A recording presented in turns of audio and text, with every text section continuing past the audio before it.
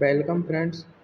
तो आज हम बाल विकास यानी चाइल्ड डेवलपमेंट के हमारे एमपी टेट वर्ग 3 2024 में आई हुई परीक्षा के सभी 30 क्वेश्चंस को देखने वाले हैं और देखेंगे हम इन क्वेश्चन को किस प्रकार से टैकल किया जाता है जब परीक्षा में आते हैं। आपको नहीं पता तो मैं बता दूं, हम टारगेट 2026 एमपी टेट वर्ग 3 की परीक्षा को लेकर चल रहे हैं, जिसमें बाल अवस्था एवं बाल विकास का जो हमारा टॉपिक है, इससे 30 क्वेश्चन हमें सीधे सीधे देखने को मिलते हैं। तो चलिए शुरू करते हैं। जो हमारा पहला क्वेश्चन, चूँकि यह जो है 9 नवंबर की शिफ्ट 1 के 2024 के क्वेश्चन है, 10 नवंबर की शिफ्ट 1 के 2024 के क्वेश्चन है। तो चलिए देखते हैं इन्हें। तो जो पहला हमसे क्वेश्चन पूछा गया है, आकलन को उसके उद्देश्य के आधार पर कितने भागों में बांटा जाता है। तो देखिए फ्रेंड्स, आकलन का मतलब होता है असेसमेंट, और आपने ज़रूर पढ़ा होगा सम्मेटिव असेसमेंट, इसके अलावा फॉर्मेटिव असेसमेंट, और एक होता है डायग्नोस्टिक असेसमेंट यानी कि नैदानिक आकलन, डायग्नोस्टिक असेसमेंट।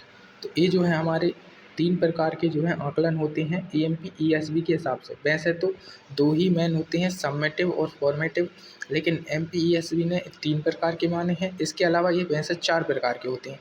तो इसका जो आंसर है, हमें इन तीनों को आधार रखकर बनाना है, क्योंकि उसने बोला है आकलन को उनके उद्देश्य के आधार पर, यानी उद्देश्य इनका जो है उसके आधार पर 3 भागों में बांटा गया है।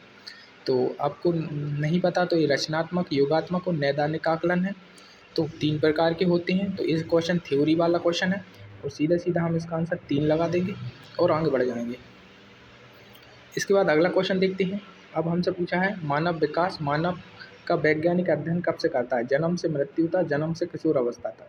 तो देखिए फ्रेंड्स, जो हमारा मानव विकास होता है यानी कि ह्यूमन डेवलपमेंट स्टडीज़ होती हैं, यह जन्म से शुरू नहीं होती। मानव तो कब से बन जाता है, मानव तो गर्भ में ही बनना शुरू हो जाता है, यानी कि भ्रूण के रूप में मानव कहाँ से बनना शुरू हो जाता है, गर्भ में। तो मानव विकास जो है हमारा, जो वैज्ञानिक अध्ययन करेगा वह गर्भ से ही शुरू कर देगा, जन्म से नहीं। बहुत बच्चे कंफ्यूज हो जाते हैं और जन्म से मृत्यु लगा के आ जाते हैं, लेकिन बच्चे का विकास तो गर्भ से ही शुरू हो जाता है ना। तो हमारी जो स्टडी होगी ह्यूमन डेवलपमेंट स्टडी, वो हमें गर्भ से ही देखने लगती है, उससे ये स्टडी शुरू हो जाती है। क्योंकि कई बार क्या है, यदि प्रेगनेंसी के दौरान किसी वुमन को अच्छे से जो है कि पोषण वगैरह नहीं मिल पाता है, तो उसके बच्चे पर बहुत इफेक्ट पड़ता है उसके जन्म के बाद से ही। यानी कि जो हमारा मानव विकास है वह हमारे गर्भ से ही शुरू हो जाएगा। तो इसका जो हम आंसर लगाएंगे तो गर्भाधान से मृत्यु तक लगाएंगे। इसको आप समझ लीजिए और याद रखना। चलिए अगला क्वेश्चन देखते हैं। अगला है गर्भावस्था की पहली अवस्था कौन सी कहलाती है। तो ये जो पहला ऑप्शन ही है ना, डिम्बावस्था या ओवम स्टेज, इसी को गर्भावस्था की पहली अवस्था कहते हैं। तो जो हमारी प्रेगनेंसी है वह डिम्ब अवस्था से ही शुरू हो जाती है, इसको आप देख लेना। इसके अलावा पिंड, भ्रूण और शिशु अवस्था तो लास्ट में है और भ्रूण भी बाद में बनता है। तो आगे का क्वेश्चन देखते हैं। ये भी थ्योरी वाला क्वेश्चन ही हो गया था। इसके बाद आया शैशव अवस्था के दौरान कौन सी आधारीय संवेग विकसित होती हैं। देखिए इस तरह के क्वेश्चन को आप कैसे टैकल कर सकते हैं। देखिए पहले में लिखा है, पहले तो आप समझिए शैशव अवस्था का मतलब है जब बच्चा शिशु होता है, यानी कि 0 से लेके आप इसको 5 वर्ष तक भी मान सकते हैं या 2 या 3 वर्ष तक भी मान सकते हैं। तो जब बच्चा शिशु अवस्था में होता है तो उसमें कौन से आधारीय संवेग होंगे, भय होगा। तो हाँ, बच्चों में भय हम देखने को मिलती है, बच्चे जरा सी तेज आवाज़ में भी डर जाती हैं इस स्टेज में। खुशी होगी, हाँ बच्चे खुश हंसते भी हैं, मुस्कुराते भी हैं। क्या उनमें कंपटीशन की भावना होगी, मुकाबले की भावना होगी, तो नहीं। तो हमारा जो पहला ऑप्शन है, इस तरह से हम इसको हटा देंगे, क्योंकि मुकाबला या कंपटीशन यह तो जो है काफ़ी बाद में आएगा। शिशुओं में थोड़ी इसका कोई महत्व है या इसका जो संवेग होगा उनमें। अगला क्वेश्चन देखते हैं, भय, क्रोध और ईर्ष्या। देखिए भय ठीक है, गुस्सा भी हो जाते हैं बच्चे कई बार छोटी छोटी बातों पर, लेकिन क्या उनमें ईर्ष्या, जेलसी की भावना पैदा होती है। तो जेलसी की भावना आधारीय संवेग नहीं है, यह उनमें शिशु अवस्था में तो पैदा नहीं हो सकता। इसके बाद तीसरा ऑप्शन देखिए, भय, क्रोध और दोषी यानी गिल्टी समझते हैं। क्या कोई भी बच्चा यदि शिशु अवस्था में कोई गलती करता है तो क्या अपने आप को गिल्टी मानने लगता है, बिल्कुल नहीं मानता। भय अपने आप को दोषी नहीं समझ सकता या किसी पर दोष भी नहीं थोप सकता। तो यह भी हमारा जो है गलत है। लेकिन अगला जो है देखिए, भय, क्रोध और खुशी, हाँ तो बच्चे हंसते मुस्कुराते भी हैं, गुस्सा भी कर सकते हैं और डरते भी हैं। तो जो है शिशु अवस्था के दौरान जो 3 आधारीय संवेग होंगे वह क्या होंगे, भय, क्रोध और खुशी। इस तरह से आप ऑप्शन से टैकल करके इन आंसर को लगा सकते हैं। अगला देखिए, पियाजे ने खालिस्तान में बच्चों के विकास के अध्ययन के लिए एक लेबोरेटरी स्कूल शुरू किया। तो आपको सबको पता होगा पियाजे कहाँ से संबंधित हैं। तो पियाजे का संबंध है स्विट्जरलैंड से। जो है पियाजे जो है स्विट्जरलैंड के एक व्यक्ति थे। तो इसमें जो आंसर आएगा तो वह स्विट्जरलैंड का ही कोई शहर होगा या फिर स्विट्जरलैंड ही दिया होगा। तो चूँकि स्विट्जरलैंड नहीं दिया है इसमें, इंडिया तो आएगा नहीं। जिनेवा दिया है, जिनेवा स्विट्जरलैंड का ही एक शहर है। और तो पियाजे ने जो है जिनेवा में बच्चों के लिए विकास के अध्ययन के लिए एक लेबोरेटरी स्कूल का शुरुआत की थी। इसको आपको सीधा सीधा याद रखना है। चलिए अगला क्वेश्चन देखते हैं। पियाजे के अनुसार कॉन्जिनिटिव संज्ञानात्मक विकास की प्रथम अवस्था है। According to Piaget the first stage of cognitive development. अच्छा, संज्ञानात्मक विकास की पहली अवस्था हमसे पूछी गई है। तो अब पियाजे ने 4 अवस्थाएं संज्ञानात्मक विकास की दी थी, जिसमें पहली जो दी थी उन्होंने सेंसरी मोटर स्टेज को दिया था, जिसमें बच्चे का होता है 0 से 2 वर्ष का रहता है। इसमें जो है बच्चे में जो है जो इंद्रियों के जरिए इंद्रियों का विकास हो जाता है, जैसे आँख कान नाक आदि का। तो और इसके बाद कौन सी थी, तो ये तो हमारी पहली और यही हमारा आंसर है। इसके बाद जो आती है वह प्री ऑपरेशनल स्टेज आती है। देखिए इसमें ऑप्शन में जो है तीसरे नंबर पर दी हुई है, ये पियाजे की दूसरी अवस्था थी जो उन्होंने दी थी संवेदी गामक के बाद। इसमें बच्चे की आयु क्या होती है, तो 2 से लेकर 7 वर्ष तक का बच्चा इसमें होता है।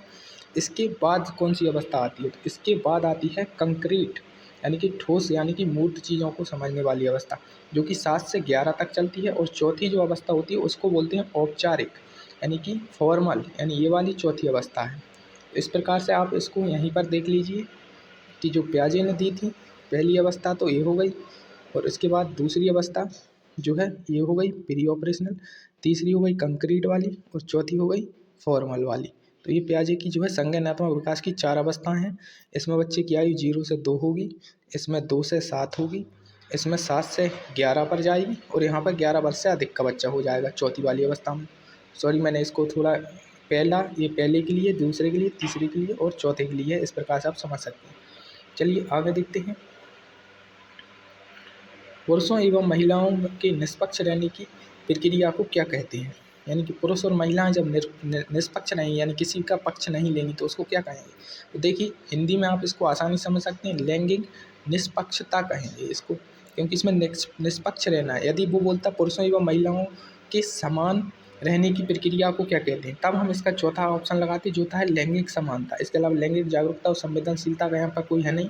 तो यदि वो समान रहने का कहता तो हम लैंगिक समानता लगाते, चूँकि उसने निष्पक्ष रहने का कहा तो हम लैंगिक निष्पक्षता लगाएंगे। और इसको मेरा सुझाव रहेगा कि आप हिंदी में याद करने की जगह इंग्लिश में देख लीजिए एक बार, कि लैंगिक निष्पक्षता कहते हैं जेंडर इक्विटी, और इसको लैंगिक समानता को बोलेंगे इक्वालिटी। तो इन दोनों शब्दों को आप समझ कर रखिए, क्योंकि हो सकता है आपसे सीधा इंग्लिश में ही पूछे क्वेश्चन अगली बार। तो अब देखते हैं आगे क्वेश्चन। व्यक्तित्व के संबंध में पर्सोना का जो है अर्थ पूछ रहा है, यानी कि व्यक्तित्व के संबंध में पर्सोना क्या होता है। तो पर्सोना देखिए सर, पर्सोना जो है एक लैटिन भाषा का शब्द है, और इसका जो मतलब होता है मुखौटा होता है। मुखौटा आप समझते होंगे, जो भी आपने कहीं पर डांस कथकली जैसे डांस देखे होंगे उनमें मुखौटा लगा के डांस किया जाता है, तो उसी मुखौटे को, यानी कि जो हम अपने चेहरे को छुपाने के लिए जिससे अपन चेहरा ढांक लेते हैं कुछ चीज़ करते समय, उसे मुखौटा बोलते हैं। तो यहाँ पर व्यक्तित्व के संबंध में इसका क्या मतलब है, तो व्यक्तित्व के संबंध में इसका ये मतलब है जब व्यक्ति समाज में निकलता है या समाज के लोगों से बातचीत करता है तो वह अपना ओरिजिनल व्यक्तित्व छुपा कर एक अच्छा व्यक्ति बनने के हिसाब से निकलता है, यानी कि अपने चेहरे पर एक मुखौटा डाल लेता है, यानी अपना जो स्वाभाविक व्यक्तित्व है उसको छुपा लेता है सामाजिक रूप से रहने के लिए। तो उसी को पर्सोना शब्द से संबंधित किया गया है, और इसका अर्थ होता है मुखौटा। इसमें ऑप्शन दिया है, ये देखिए मास्क, मास्क का मतलब क्या है, मुखौटा। ये देखिए मुखौटा लिखा है इसमें तीसरे नंबर पर। उम्मीद है आपको क्वेश्चन समझ आया होगा। इसके बाद अगला क्वेश्चन था सतत और संपूर्ण मूल्यांकन किसके लिए अनिवार्य है, यानी कि सतत का मतलब होगा कंटिन्यूअस और कॉम्प्रिहेंसिव एवोल्यूशन, यानी कि ये आपसे CCE की बात पूछ रहा है कि CCE किसके लिए ज़रूरी होता है। तो इसमें जो ऑप्शन दिए हैं उनको देखते हैं। अध्यापन के साथ टैक्स का सूक्ष्म समायोजन करने के लिए, शिक्षा बोर्ड के उत्तरदायित्व को कम करने के लिए, अधिकता उत्पन्न होने वाली त्रुटियों के बदले कम उत्पन्न होने वाली त्रुटियों को ठीक करना, या फिर शिक्षण को किस प्रकार अवलोकन और रिकॉर्ड करके बेहतर बना जाए इसके लिए। तो यहाँ पर मुझे लगता है आप चारों ऑप्शन पढ़कर अपने आप समझ गए होंगे कि सीसीई का मतलब क्या है। जो टीचिंग है उसका ऑब्जर्वेशन हो और उसको रिकॉर्ड किया जाए और उससे किस प्रकार से बेहतर बनाया जाए, इस पर काम किया जाए। इसके लिए हम क्या करते हैं, सीसीई को जो है लेते हैं, यानी कंटिन्यूस एंड कॉम्प्रिहेंसिव इवैल्यूएशन को लेते हैं। उम्मीद है आपको यह समझ आया हो। चलिए आगे चलते हैं। खालिस्तान को अभिप्रेरित शिक्षण का एक संकेत माना गया है। तो अभिप्रेरित शिक्षण से क्या तात्पर्य है, consider a sign of motivated teaching, यानी कि मोटिवेशन वाली टीचिंग का जो है एक संकेत क्या हो सकता है, कक्षा में अधिकतम उपस्थिति होगी तो क्या ये मोटिवेशन की वजह से हो सकती है। तो मोटिवेशन की वजह से एक हिसाब से हो भी सकती है, लेकिन इसका आंसर नहीं होना चाहिए, क्योंकि कक्षा में अधिक उपस्थिति और भी कारणों से हो सकती है ना। हो सकता है सारे पेरेंट्स जागरूक हैं इसलिए बच्चों को वह क्लास में भेजना है। अब देखिए अगला कोई ऑप्शन है, शिक्षक द्वारा दिया गया सुधारात्मक कार्य, यानी कि remedial work given by teacher. तो देखो एक बात याद रखना, प्राइमरी लेवल का आप जो है पेपर देने जा रहे हो टेट का, और प्राइमरी लेवल पर कोई भी कार्य घर से करने के लिए देना, यानी कि होमवर्क देना गलत होता है। और इसमें देखिए भाई कह रहा है कि सुधारात्मक कार्य जो उस बच्चों को दिया गया हो, तो यह भी एक चीज़ गलत है। इससे बच्चे क्या है, हर बच्चा इसके लिए खुश नहीं हो सकता। यदि आप उसको होमवर्क देंगे तो हो सकता है बच्चे के मन पर इसका नेगेटिव इफेक्ट पड़े और वह अगली दिन स्कूल आने का उसका मन ही ना करे। क्योंकि बहुत से बच्चे ऐसे होते हैं, आप समझ ही पा रहे होंगे, अपने आसपास के समाज में भी दिख रहे हैं। तो यह क्या है, एक नेगेटिव काम है। छात्रों द्वारा प्रश्न पूछना, यानी कि छात्र खुद से ही प्रश्न पूछ रहे हैं, इससे बड़ा मोटिवेशन क्या होगा। यानी कि इसमें क्या है, बच्चों को इतना मोटिवेशन दे दिया है कि बच्चों में रुचि जागृत हो चुकी है और वह खुद से ही प्रश्न पूछने लगे हैं। तो यह इसका सही आंसर होना चाहिए। अभी एक और ऑप्शन है, उसको और देखते हैं। कक्षा में पूर्ण शांति, यहाँ पर देखिए आपको ये लग सकता है ये तो डिसिप्लिन है, बहुत अच्छा है, लेकिन देखो इंग्लिश में क्या लिखा है, पिन ड्रॉप साइलेंस। इसका मतलब ये है कि बच्चों को आपने इतना भयभीत कर दिया है या किसी चीज़ से इतना डरा दिया है कि बच्चे बिल्कुल शांत होकर ही बैठे हैं, उनमें कोई भी तरह की जो व्यवहार है भाई देखने को ही नहीं मिल रहा है। तो ये एक तरीके से गलत है, तो ऑप्शन डी भी गलत है। छात्रों द्वारा प्रश्न पूछना सबसे सटीक आंसर है, क्योंकि छात्र यदि प्रश्न पूछ रहे हैं अर्थात उन्हें रुचि है, और यदि उनमें रुचि है तो उन्हें बहुत ज़्यादा मोटिवेशन दिया गया है, यानी उन्हें मोटिवेट किया गया है, तभी तो उनमें पढ़ने की रुचि आ रही है। तो इसका जो सही आंसर होगा छात्रों द्वारा प्रश्न पूछना ही होगा। अगले क्वेश्चन पर चलते हैं। छात्रों के लिए कौन सा गुण सबसे महत्वपूर्ण होगा। तो हार्डवर्क, देखो महत्वपूर्ण तो होगा, लेकिन सबसे महत्वपूर्ण पूछा है तो अभी हमें और देखना होगा और क्या क्या दिए। हार्डवर्क यानी कड़ा परिश्रम, एक गुण अच्छा है छात्रों में होने के लिए। आज्ञा पालन, एक गुण भी अच्छा है। नम्रता भी अच्छी है। चौथा ऑप्शन देखिए, स्वतंत्र सोच का विचार, इससे अच्छा ये तीनों ऑप्शन नहीं हो सकते।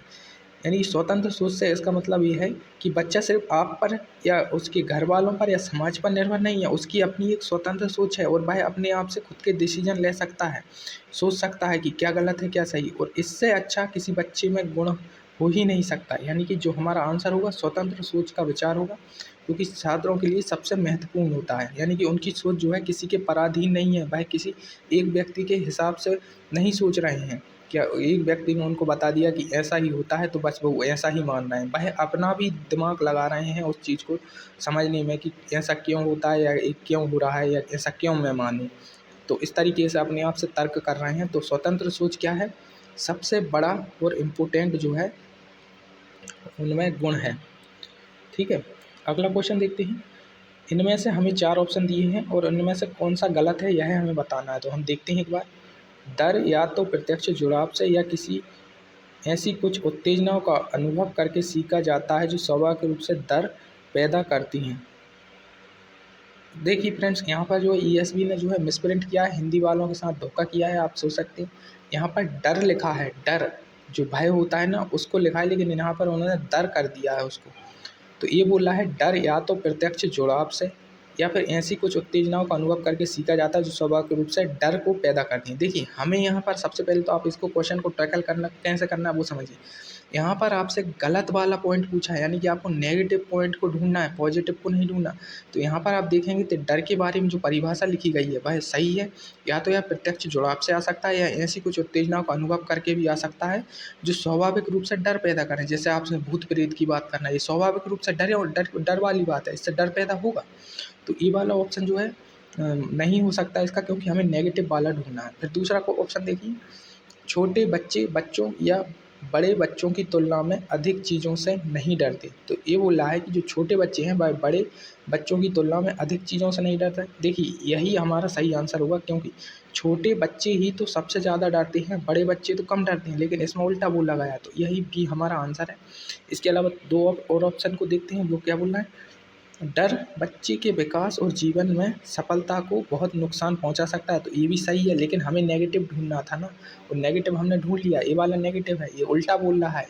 जबकि इसका होना ये चाहिए था कि बड़े बच्चे छोटे बच्चों की तुलना में अधिक चीज़ों से नहीं डरते, लेकिन इसमें लिखा है छोटे बच्चे बड़े बच्चों की तुलना में अधिक चीज़ों से नहीं डरते। तो ये ही हमारा सही आंसर है।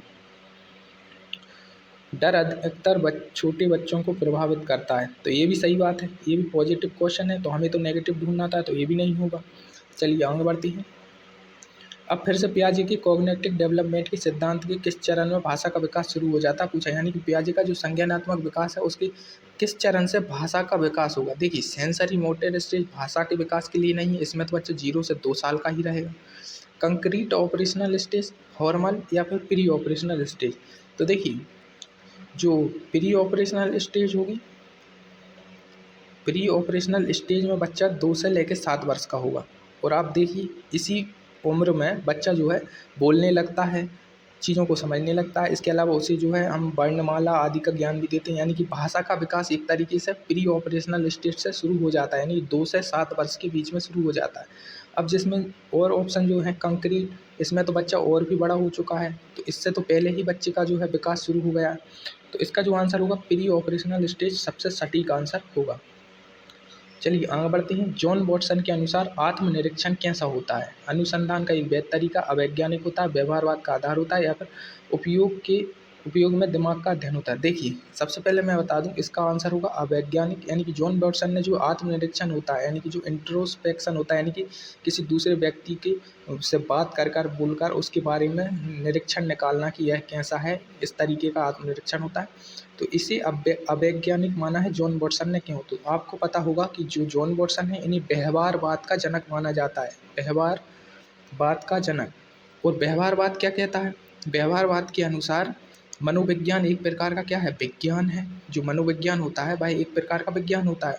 और तो जॉन वॉटसन का तर्क यह था कि यदि मनोविज्ञान एक विज्ञान है तो आत्मनिरीक्षण जैसी चीज़ एग्जिस्ट नहीं करनी चाहिए, क्योंकि विज्ञान में वही चीज़ों को उपयोगिता दी जाती है जिन्हें हम सामने से देख सकें और समझ सकें, जबकि आत्मनिरीक्षण एक ऐसी चीज़ है जिसे हम नहीं समझ सकते हैं। जैसे इसका मैं एक और उदाहरण दूंगा जो कि जॉन वॉटसन ने ही दिया था। इन्होंने एक बच्चे और एक पशु की तुलना की। इन्होंने कहा कि देखिए हम पशु का भी आत्मनिरीक्षण नहीं कर सकते, उसी प्रकार हम एक बच्चे का भी आत्मनिरीक्षण नहीं कर सकते, क्योंकि दोनों में क्या है, एक प्रकार से अबोध है ना। अब जब उन्हें पता ही नहीं है, उन्हें समझ ही नहीं आ रहा उनके साथ क्या हो रहा है, तो आप उनका आत्मनिरीक्षण कैसे कर सकते हो।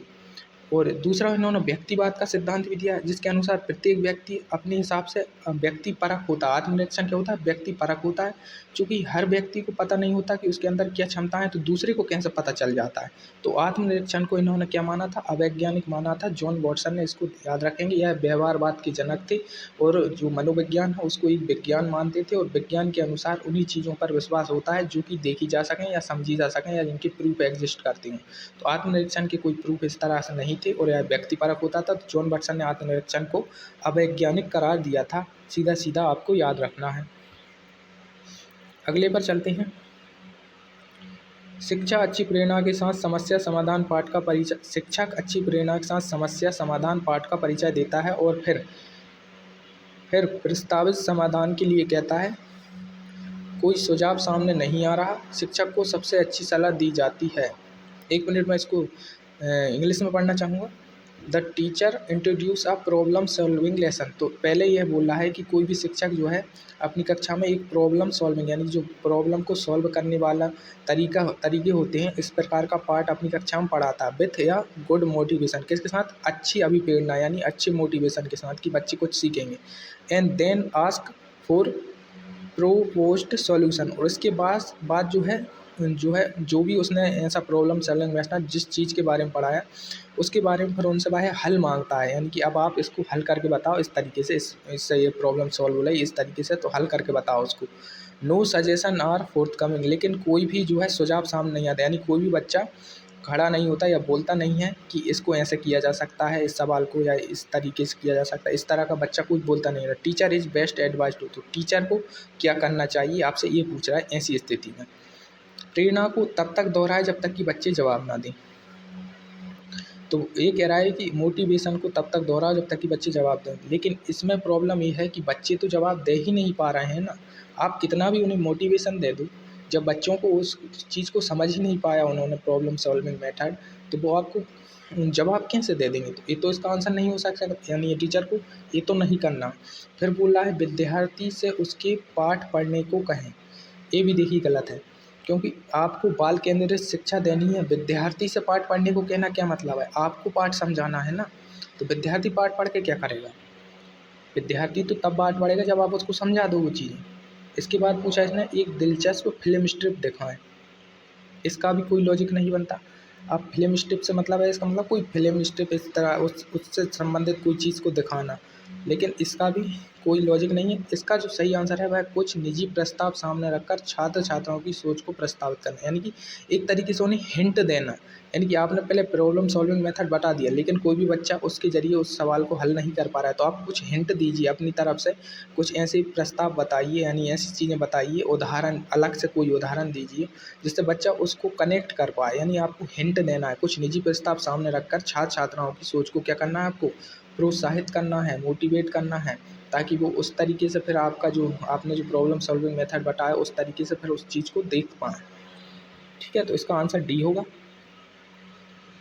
अब इसने जो अगला क्वेश्चन पूछा वह था आधुनिक प्राथमिक कक्षाओं में अंकगणित पढ़ाने का क्या उद्देश्य है। देखते हैं, छात्रों को वास्तविक समस्याओं को हल करने में मदद करता है। हाँ, तो अंकगणित पढ़ाने का एक उद्देश्य तो यही होता है कि वह रियल लाइफ की सॉल्यूशन कर सकें, रियल लाइफ सिचुएशन में भी सॉल्यूशन कर सकें। और टू, छात्रों को विभिन्न सूत्रों और सिद्धांतों को पढ़ाना गलत है, क्योंकि सूत्र और सिद्धांत प्राइमरी लेवल की बात हो रही है। प्राइमरी लेवल पर बच्चों को सूत्र और सिद्धांत नहीं बताए जा सकते, उनमें उतना डेवलपमेंट नहीं है, वो आगे की क्लासों के लिए हैं सूत्र और सिद्धांत, तो ये गलत है। छात्रों को वर्गमूल, लघुत्तम और महत्तम, यह भी देखिए वही सूत्र और सिद्धांत से संबंधित हुआ, क्योंकि ये कंसेप्ट भी क्या है, थोड़े इसी तरीके के होते हैं, इन्हें भी आप प्राइमरी लेवल पर नहीं समझा सकते बच्चों को। छात्रों को सरल गणित और पहाड़ों के नियमों से परिचित कराना, तो आप सरल गणित और पहाड़ों के नियमों से भी बच्चों को परिचित करा सकती हैं, यही भी ऑप्शन हो सकता है इसका डी वाला। लेकिन इसने क्वेश्चन पूछा है आधुनिक प्राथमिक कक्षा में अंकगणित पढ़ाने का उद्देश्य, तो ये तो ठीक है, परिचित तो कराना है, लेकिन मेन उद्देश्य आपका सिर्फ इसको परिचित कराना ही नहीं है, उनको छात्रों को वास्तविक समस्याओं को हल करने में मदद हो सके, इसका आपका मेन उद्देश्य है। तो आपका जो ऑप्शन ए है वह सही होगा। डी भी ठीक ठाक है, लेकिन ए की तुलना में उतना सही नहीं है, क्योंकि ए सही ज़्यादा बात सही बोल रहा है, डी सिर्फ आपको एक तरीके से परिचित कराने को बोल रहा है, यानी कि सरल गणित और पहाड़ी सिखा दो बस। लेकिन ये जो है वो बोल रहा है वह वास्तविक समस्याओं को हल करने में मदद कर सके, इसलिए तो ये वाला सबसे ज़्यादा सही है। अगले पर आते हैं, सतत पुनर्वलन अनुसूची से क्या तात्पर्य होता है, यानी कि कंटिन्यूअस रेनफोर्समेंट शेड्यूल क्या होता है। तो कंटिन्यूअस विषय के व्यवहार की परवाह किए बिना सतत पुनर्वलन होते हैं। सतत प्रतिक्रिया देना सुदृढ़ीकरण की आवश्यकता है। प्रत्येक सही प्रतिक्रिया पुनर्वलित होती है। त्रुटियां होने पर भी पुनर्वलन होता है। देखो यहाँ पर जो पुनर्वलन से तात्पर्य क्या होता है, तो जैसे आपने किसी बच्चे को कुछ चीज़ सिखाई, वो बच्चा सीख गया, तो आपने उसे या तो मोटिवेशन के रूप में प्रोत्साहन दिया या आपने उसे कुछ पुरस्कार दिया, इसको बोलते हैं सतत पुनर्वलन। यानी कि बच्चा जैसे ही कोई चीज़ सीखता है आप उसे मोटिवेट करते हो या उसे कुछ पुरस्कार देते हो और आगे की चीज़ों को सिखाने में काम आता है इससे। तो ऐसे में प्रत्येक सही प्रतिक्रिया को पुनर्वलित होती है, यानी कि जैसे ही बच्चा एक चीज़ सही बता देता है तो उसको उसके हिसाब से कोई पुरस्कार या मोटिवेशन या प्रोत्साहन दे देते हैं, जिससे कि वह फिर दूसरी प्रतिक्रिया पर आता है, उसको सही बताता है तो फिर उसको मोटिवेशन के रूप में प्रोत्साहन या फिर पुरस्कार देती हैं और फिर तीसरी प्रतिक्रिया, इस प्रकार से ये लगातार चलता है। तो इसी की बात कर रहा है सतत पुनर्वलन की। तो प्रत्येक जो सही प्रतिक्रिया होगी वही तो पुनर्वलित होगी ना। यदि वो गलत कर देगा बीच में तो फिर उसको पुनर्वलित थोड़ी करना है, फिर हमें उसको दोबारा से उसको चीज़ को सिखाना पड़ेगा। तो त्रुटियाँ होने पर पुनर्वलन तो होगा नहीं, डी तो होगा नहीं। सतत प्रतिक्रिया देना सुदृढ़ीकरण की आवश्यकता है। तो रेनफोर्समेंट की यह आवश्यकता नहीं है, ये भी गलत है। हमारा ऑप्शन सी बिल्कुल सटीक है, आप इसको लगाएंगे। चलो आगे देखते हैं। इस तरह से बोलना या लिखना जिसका असर अन्य लोगों पर पड़े उसे कौन सी भाषा कह सकते हैं। तो ये आपसे यहाँ पर ये बोल रहा है कि ऐसी भाषा को हम कहते हैं अलंकारित भाषा, यानी कि जो भाषा में क्या है बहुत ज़्यादा आभूषण तरीके से जोड़ दिए गए हैं, यानी कि बहुत ज़्यादा बोलने या लिखने पर अच्छी भाषा है। तो उस भाषा का उपयोगितावाद यानी प्राग्मेटिक्स कहते हैं। सीधा सीधा याद रखना है आपको, क्योंकि जो व्यावहारिकता होगी उसमें तो व्यावहारिक भाषा होगी आपस में बात करने की, उसमें उपयोगितावाद ही नहीं होगा, प्रवीणता और प्रदर्शन भी नहीं होगा। चलो अगला क्वेश्चन देखते हैं। 138वां क्वेश्चन था, मिलान करें नैतिक विकास की अवस्थाओं का। तो नैतिक विकास की जो पहली अवस्था होगी वो क्या होगी, नैतिक विचार परंपराओं और कानून व्यवस्था द्वारा नियंत्रित होगी। मानवीय गरिमा पर जोर पूरी युवा अवस्था तक रहेगा। अल्प नैतिक बोध होगा। देखो पहली अवस्था से आप समझ सकते हो शुरुआती अवस्था है, तो इसमें नैतिक बोध कैसा होगा, कम ही होगा ना। तो सी में देखो अल्प नैतिक बोध लिखा है, और आचरण स्वार्थ और बेहतर अथॉरिटी के अंतर से प्रभावित। और दूसरी अवस्था हम देखो, जो दूसरी अवस्था होगी उसमें जो नैतिक विचार हैं परंपराएं और कानून व्यवस्था द्वारा नियंत्रित किए जाएंगे। और जो तीसरी होगी उसमें मानवीय गरिमा पर जोर पूरी युवा अवस्था तक रहता है। देखो इसमें युवा अवस्था की बात हो रही ना, तो यह सबसे आखिर में होगा, तो इसको हम तीसरे में लगा सकते हैं और दूसरे में हम ए वाला लगा सकते हैं। तो हमारा जो आंसर बनेगा पहले का सी, देखिए तीसरे वाले में दिया है पहले का सी, दूसरे का ए और तीसरे का बी, यही सही आंसर है। अगला क्वेश्चन देखते हैं। Which of the statement is incorrect. इनमें से हमें गलत कथन चुनना है। तो देखिए गलत कथन का मतलब क्या हो गया, नेगेटिव चीज़ को चुनना है, सकारात्मक चीज़ को नहीं चुनना है। तो उस हिसाब से हम क्वेश्चन को देखेंगे। सामाजिक आचरण भेदभावजनक प्रत्युत्तरों से प्रारंभ होता है। Social behaviour begins with discriminative response. अब डिस्क्रिमिनेटिव रिस्पॉन्स से क्या मतलब है, आपने एक शब्द सुना होगा कास्ट डिस्क्रिमिनेशन, यानी जाति के आधार पर भेदभाव करना। तो डिस्क्रिमिनेटिव का मतलब यहाँ पर भेदभाव से है। तो क्या जो सामाजिक आचरण यानी सोशल बिहेवियर है वह भेदभाव से शुरू होगा, नहीं होगा भेदभाव से शुरू। यानी कि ये पॉइंट कैसा है, नकारात्मक है, और यही हमारा सही आंसर होगा, क्योंकि हमें नकारात्मक ही तो चुनना है, हमें गलत कथन ही चुनना है। इसमें ऑप्शन में यही दिया है, इनमें से कौन सा कथन गलत है, और ये वाला कथन गलत है, क्योंकि इसमें कह रहा है कि सामाजिक आचरण यानी कि सामाजिक आचरण या सोशल बिहेवियर होगा वह डिस्क्रिमिनेशन से शुरू हुआ, यानी भेदभाव से शुरू हुआ, तो ये गलत हो गया। अब इसके और 3 ऑप्शन देखते हैं। प्रारंभिक बाल्यकाल में सामाजिक प्रत्युत्तर केवल अपने आसपास के वयस्कों के मद्देनजर होते हैं। तो बिल्कुल यह ऑप्शन क्या है, मतलब यह जो है सकारात्मक ऑप्शन है, इसलिए यह आंसर नहीं हो, क्योंकि जो शुरुआती बालकों का समय होता है यानी शुरुआती बालक होते हैं उनके जो भी सामाजिक बिहेवियर होते हैं वह कैसे होते हैं, अपने आसपास के जो बड़े बूढ़ों को वो देखते हैं उसके आसपास से ही तो होते हैं। जैसे यदि मैं एक चीज़ बताऊं, जैसे कोई बच्चा जो है ऐसे समाज में रह रहा है जहाँ पर आसपास गाली देना एक नॉर्मल चीज़ है, तो क्या बच्चा गाली नहीं सीखेगा, बिल्कुल सीखेगा। और यदि वही बच्चा ऐसे समाज में रह रहा है जहाँ पर जो है नियम धर्म कुछ अलग हैं, इस प्रकार से हैं कि जो है अच्छे अच्छे नियम या अच्छे अच्छे आचरण है, तो वह बच्चा उसी तरह से सीखेगा। तो वयस्कों के मद्देनजर ही उसका जो है पहला जो है बालकाल में सोशल बिहेवियर होता है। तो ये पॉइंट सकारात्मक है, सही है, लेकिन हमें गलत चुनना था, तो वो पहला है, इसलिए इसको हम गलत कर देंगे। इसके बाद सी में बोल रहा है सामाजिक प्रतिक्रिया प्रारंभ में आत्म केंद्रित होती है, यानी कि जो सोशल बिहेवियर होता है या सोशल रिएक्शन होते हैं वह शुरुआत में आत्म केंद्रित होते हैं और यह मूलभूत ज़रूरतों की पूर्ति पर केंद्रित होते हैं। तो यह भी बात सही है, शुरुआत में जो है यह सब क्या है बच्चे के आत्म केंद्रित होते हैं और उसकी जो मूलभूत आवश्यकता है उनकी पूर्ति पर ही वह बच्चा केंद्रित होता है, यह भी सही बात है। और अगले में बोला सामाजिक भागीदारी में बढ़ोतरी टकराव और आक्रोश में वृद्धि करता है। सामाजिक भागीदारी में आप जितना भी आप समाज में घुले मिलेंगे आपका टकराव और आक्रोश बढ़ेगा, इस बात की अनुभूति होती है कि कौन मित्र है और कौन नहीं। बिल्कुल इस तीनों बातें क्या है, सही हैं, तो ये तीनों गलत हो जाएंगे। जो गलत है वो ये वाला है और वही हमारा सही है। भाषा सीखना कैसी प्रक्रिया होती है, तो भाषा सीखना एक क्रमिक प्रक्रिया होती है, अर्थात इनको तो हटाओ। क्रमिक प्रक्रिया से तात्पर्य है पहले आप जो है वर्णमाला सीखोगे, इसके बाद ही तो आप शब्द बनाना सीखोगे, इससे भी पहले आप ध्वनि सीखोगे, यानी कि आप एक क्रम में चलोगे, ध्वनि फिर शब्द फिर वाक्य, इस प्रकार से भाषा आपकी एक क्रम में चलने वाली प्रक्रिया ही तो हुई। लेकिन जो स्किल होती हैं, भाषा की स्किल में कन्फ्यूज मत होना, यानी कि जो लिखना पढ़ना बोलना होता है, जो भाषा की स्किल होती हैं, यानी कि लिखना पढ़ना बोलना, इस तरह की जो 4 स्किल होती हैं, जो रिसेप्टिव और प्रोडक्टिव स्किल होती हैं, वह जो है क्रम में नहीं चलती। आप लिखना भी पहले सीख सकते हो, या हो सकता है आपने पढ़ना पहले सीख लिया हो, बोलना पहले सीख लिया हो, तो एक क्रम में नहीं चलती।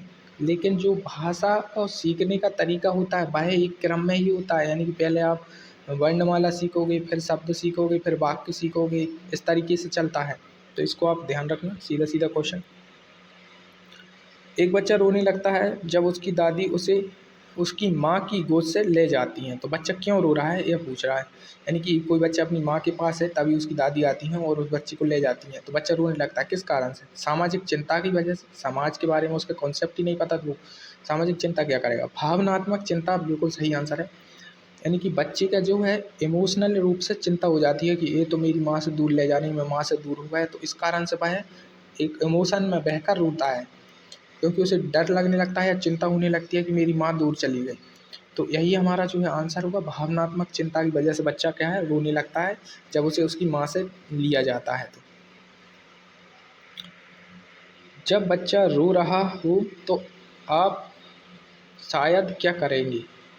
उसे बुदबुदाने या डकारने की कोशिश करेंगे। देखो यहाँ पर डकारने से मतलब नेगेटिव नहीं है, डकारने से मतलब है कि उसे थपथपाना या ओले ले ले ले ले ऐसा करके उसको बच्चे को चुप कराने की कोशिश करते हैं ना, यहाँ पर वही पॉइंट दिया हुआ है, तो वह पॉइंट सही है। इसके बाद पूछा है, दिया है जांचें कि क्या वह गर्म ठंडा थी गीला है और उसे तदनुसार उस तरह से करें। यानी कि यहाँ पर वो कह रहा है कि बेसिकली आप उसको देखें क्या कहीं उसने सुसु तो नहीं कर ली, पोटी तो नहीं कर ली, और उस हिसाब से प्रतिक्रिया दे। तो ये भी बात सही हो सकता है बच्चा इसी वजह से रो रहा हो, यानी कि ये दोनों ही पॉइंट सही दिख रहा है मुझे। हाँ, उपरोक्त सभी का ऑप्शन है, यानी कि तीनों पॉइंट आ जाएंगे। यानी कि वह बीमार या भूखा हो सकता है। बिल्कुल, बच्चे के रोने का कारण ये क्या भी तो हो सकता है कि उसे कोई बीमारी हो गई हो या वह भूखा हो गया हो, इसलिए उसे खाना खिलाएं या दवा दें। यानी कि यदि बीमार है तो दवा दें, इलाज कराएं, और भूखा है तो खाना खिलाएं। तो ये भी ऑप्शन सही है, यानी तीनों के तीनों ऑप्शन क्या सही हैं, तो उपरोक्त सभी हम इसमें लगा देंगे। अगला देखिए, ट्रिपल एंटीजन किनके प्रतिकूल संरक्षित करता है? देखिए, आपको पता ना हो तो ट्रिपल एंटीजन को ही हम बोलते हैं डीपीटी का टीका। डीपीटी का टीका जो कि बच्चों को शुरुआती तौर में ही आंगनबाड़ी या फिर जो भी सरकारी जो हॉस्पिटल्स आपके आसपास होते हैं उनमें बच्चे को बुलाया जाता है और ये टीका लगवा दिया जाता है छोटे बच्चों को। तो एक किस लिए लगाया जाता है, वो पूछा कौन सी बीमारी से बचाता है, तो इस डीपीटी में ही लिखा है, एक है डिप्थीरिया, डिप्थीरिया, परट्यूटिस, परट्यूटिस और टेटनस। यानी कि ये टीका में टेटनस का भी इंजेक्शन होता है, परट्यूटिस और डिप्थीरिया, हमें ये तीनों इसमें देखनी है। देखिए, टेटनस लिखा है, डिप्थीरिया भी लिखा है, और ये जो खाली खांसी है ना, काली खांसी को ही परट्यूटिस बोलते हैं। परट्यूटिस किसको बोलते हैं? काली खांसी को। यानी कि हमारा जो पहला ऑप्शन है वह बिल्कुल सटीक और सही ऑप्शन है। ट्रिपल एंटीजन डीपीटी का टीका होता है जो कि शुरुआती दौर में बच्चों को बूस्टर डोज के रूप में लगा दिया जाता है। डीपीटी फॉर डिप्थीरिया, परट्यूसिस और टेटनस। परट्यूटिस का मतलब हिंदी में काली खांसी है, डिप्थीरिया को डिप्थीरिया ही बोलेंगे और टेटनस को टेटनस ही बोलेंगे। तो जो हमारा पहला ऑप्शन है बिल्कुल सटीक और सही आंसर होगा, यानी कि ऑप्शन ए।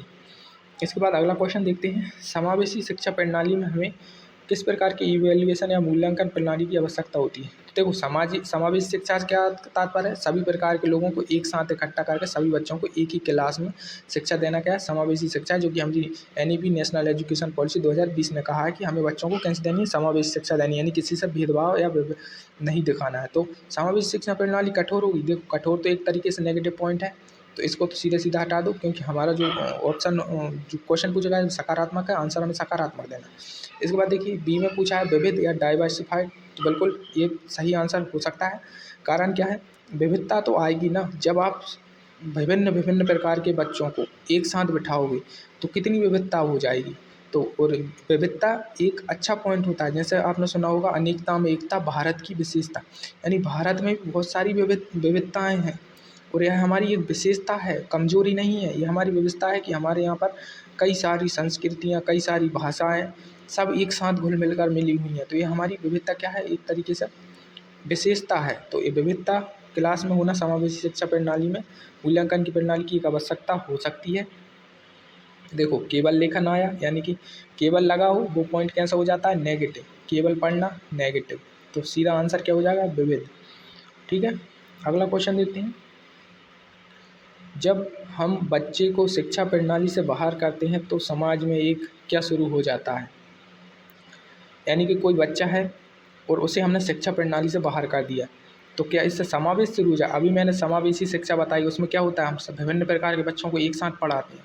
तो समावेश तो एक पॉजिटिव पॉइंट है। जो हमारा क्वेश्चन है वो हमसे नेगेटिव बात पूछ रहा है कि समाज में फिर क्या हो जाएगा जब हम किसी एक बच्चे को बाहर कर देंगे, यानी भेदभाव होगा एक हिसाब से। देखते हैं ऑप्शन में आता है क्या। तो समावेश तो नहीं होगा, क्योंकि समावेश अच्छी चीज़ है। और डाइवर्सिटी, अभी मैंने समझाया अनेकता में एकता क्या है, भारत की विशेषता ही है। तो जो विविधता है वह भी एक अच्छी चीज़ है, तो इसको भी नहीं लगाएंगे। सीमांकन या स्वीकार, देखो अब आपको हो सकता है सीमांकन या जो डिमार्केशन है इसका मतलब नहीं पता हो, लेकिन आपको स्वीकार या एक्सपेंटेंस का तो मतलब पता है ना, ये भी पॉजिटिव चीज़ हो गई ना। तो आप इस तरीके से 3 ऑप्शन तो हटा ही रहे हो ना, समावेश को हटा दिया आपने, विविधता को हटा दिया, और स्वीकार थोड़ी होगा। देखो क्वेश्चन कह रहा है जब हम बच्चे को शिक्षा प्रणाली से बाहर कर देंगे तो समाज में एक स्वीकार शुरू हो जाएगा, यानी समाज इसको स्वीकारेगा। ये तो गलत बात है ना, समाज इसको क्यों स्वीकारेगा। क्या समाज में एक समावेश शुरू होगा, यानी कि आप सबको जोड़ के काम कर, नहीं आपने तो अलग कर दिया ना, तो समावेश भी नहीं हुआ और ना ही इससे विविधता आने वाली है। तो इसका आंसर जो है सिर्फ तीसरा ही आ सकता है, सीमांकन या फिर डिमार्केशन। इसका अभी मुझे जो है हिंदी में मतलब पता नहीं सीमांकन से क्या तात्पर्य है, लेकिन ऑप्शन यही सही होगा, क्योंकि हमने 3 हटा दिए हैं जो कि इसमें नहीं आ सकते। तो आप इस तरीके से भी सवालों को सॉल्व कर सकते हैं। बाकी आगे चलते हैं। अब इसने पूछा है समावेशी शिक्षा को खालिस्तान को तोड़ने में मदद करती है। जो समावेशी शिक्षा है देखो यहाँ पर पूछा है किस चीज़ को हटा देती है, तोड़ देती है। तो गरीबी का चक्र तोड़ देती है, अपवर्जन को तोड़ देती है। तो दोनों ही चीज़ें क्या है, सही है। अपवर्जन से मतलब होता है वही किसी को बाहर कर देना, उसको भी तोड़ देगी समावेशी शिक्षा, और गरीबी का चक्र भी तोड़ देगी। तो इसमें जो ऑप्शन दोनों के दोनों क्या हो जाएंगे, सही हो जाएंगे। तो इसका जो आंसर होगा दोनों 1 और 2 आ जाएगा। अगला क्वेश्चन देखते हैं। आरटीआई अधिनियम 2009 के अनुसार प्रत्येक बस्ती के बच्चों को खालिस्तान किलोमीटर की पैदल दूरी के भीतर प्राथमिक विद्यालय तक पहुँच होनी चाहिए। तो जो राइट टू एजुकेशन अधिनियम 2009 आया था उसने कहा कि जो प्राइमरी लेवल की कक्षाएं हैं वह बच्चे के 1 किलोमीटर के दायरे में होनी ही होनी चाहिए, यानी कि 1 किलोमीटर के दायरे में स्कूल होना चाहिए 1 से लेकर 5वीं तक का। यह जो है RTE 2009 कहता है। सीधा सीधा क्वेश्चन आपको याद रखना है, RTE 2009 से क्वेश्चन आया हुआ है राइट टू एजुकेशन से। चलिए अगला देखते हैं। निम्नलिखित में से कौन सा कुछ अल्पसंख्यक समुदाय के बच्चों के स्कूल से जल्दी बाहर होने का कारण हो सकता है। देखो अल्पसंख्यक समुदाय से क्या मतलब है, जिनकी संख्या कम है, यानी कि भारत में अल्पसंख्यक धर्म कौन कौन से माने गए हैं, तो मुस्लिम, सिख, ईसाई, बौद्ध, इन सबको क्या है भारत में अल्पसंख्यक समुदाय का दर्जा प्राप्त है। 5-6 धर्म है। तो यही पूछा है इन लोगों की स्कूल से जल्दी बाहर होने का क्या कारण होता है। क्या कोई आर्थिक बाधा आ जाती है, तो बिल्कुल आ तो सकती है। हो सकता है कोई गरीब हो इसलिए नहीं पढ़ पा रहा हो, या पैसे की दिक्कत आ रही हो, कारीगरों के रूप में बच्चों को काम पर लगाना। हाँ, तो बच्चों को माता पिता काम पर भी लगा सकते हैं, इसलिए भी वह स्कूल से दूर हो सकते हैं। घरेलू गतिविधियों में बच्चों की व्यवस्था, हाँ हो सकता है घरेलू कामों में बच्चों को व्यस्त कर लिया गया है, इसलिए वह दूर हो गए हैं। तो इसके जो तीनों के तीनों आंसर क्या हैं, ऑप्शन सही होंगे, यानी कि ऑप्शन डी जिसमें लिखा है 1, 2, 3 सब सही है। अगला क्वेश्चन है रचनावाद यानी कि कंस्ट्रक्टिविज्म के बारे में निकले में से कौन सा सही नहीं है। अब वही क्या वही है, आपको नेगेटिव पॉइंट ढूंढना है, कौन सा इनमें से 4 में से नेगेटिव दिया हुआ है। तो देखते हैं, कोशिश करते हैं। बड़े बड़े पॉइंट दिए हैं। बच्चे दुनिया के बारे में अपने ज्ञान का निर्माण करते हैं, ठीक है करते हैं, और इसके परिणाम स्वरूप उनके संज्ञानात्मक कार्य में स्तर में सुधार होता है। ये तो पॉजिटिव पॉइंट है, चूंकि हमें नेगेटिव ढूंढना है तो ये गलत हो जाएगा। देखो बच्चे जो है दुनिया के बारे में अपना ज्ञान का निर्माण तो करते हैं, ये तो सही बात है, और उसका परिणाम क्या होता है कि उनका जो संज्ञानात्मक कार्य होता है, यानी कि जो उनका ज्ञान का स्तर होता है उसमें सुधार होता है। तो बिल्कुल ज्ञान के स्तर में सुधार ही तो होता है, तो ये तो पॉजिटिव होगा, इसको हटाएंगे, हम नहीं लगाएंगे इसको। रचनावाद का केंद्रीय विचार यह है कि मानव शिक्षा का निर्माण किया जाए, तो ये भी बात सही है, ठीक है, तो इसको भी हम गलत ही कर देंगे। क्योंकि देखो ये भी पॉजिटिव चीज़ है ना, रचनावाद का केंद्रीय विचार है मानव शिक्षा का निर्माण करना, तो ये पॉजिटिव चीज़ दिख रही है अलग से ही, पढ़ने में ही लग रहा है। अगला क्वेश्चन है, कोई भी पूर्व ज्ञान इस बात को प्रभावित नहीं करता कि एक व्यक्ति नए सीखने के अनुभव के लिए कौन से नए संशोधित ज्ञान का निर्माण करेगा। तो यहाँ पर गलत बात हो रही है। देखो पहले मैं चौथा ऑप्शन पढ़ता हूँ। रचनावाद सीखने के लिए एक दृष्टिकोण है जो मानता है कि लोग सक्रिय रूप से अपना ज्ञान बनाते हैं और यह वास्तविकता शिक्षार्थियों यानी विद्यार्थियों के अनुभवों से निर्धारित होती है। यह भी पॉजिटिव पॉइंट है, तो यह भी आंसर नहीं होगा। अब तीसरा वाला नेगेटिव क्यों है, तो पूर्व ज्ञान की बात कर रहा है, यानी कि ये बोल रहा है कि कोई भी जो पूर्व ज्ञान होगा इस बात को प्रभावित नहीं कर रहा कि व्यक्ति जो है नए सीखने के अनुभव के लिए कौन से नए संशोधित ज्ञान का निर्माण करेगा। जैसे मैं आपको एक चीज़ बताऊं, मैंने एक बच्चे को जोड़ सिखाया और घटाना सिखाया एक कक्षा में। अब जब वह बच्चा अगली कक्षा में आया तो मैंने उसे कुछ इस प्रकार का क्वेश्चन दिया, 2 + 5 - 3। तो अब एक बात बताओ, जैसे दो बच्चे हैं, जिस एक बच्चे ने मैंने उस कक्षा में इसको ये सिखाया था और एक बच्चा कहीं और से आया है और इसने ये वाली कक्षा नहीं ली, पहली वाली, और वह सीधा तीसरी कक्षा में आया है, ये चलो दूसरी कक्षा है। तो कौन सा बच्चा इस सवाल को कर सकता है?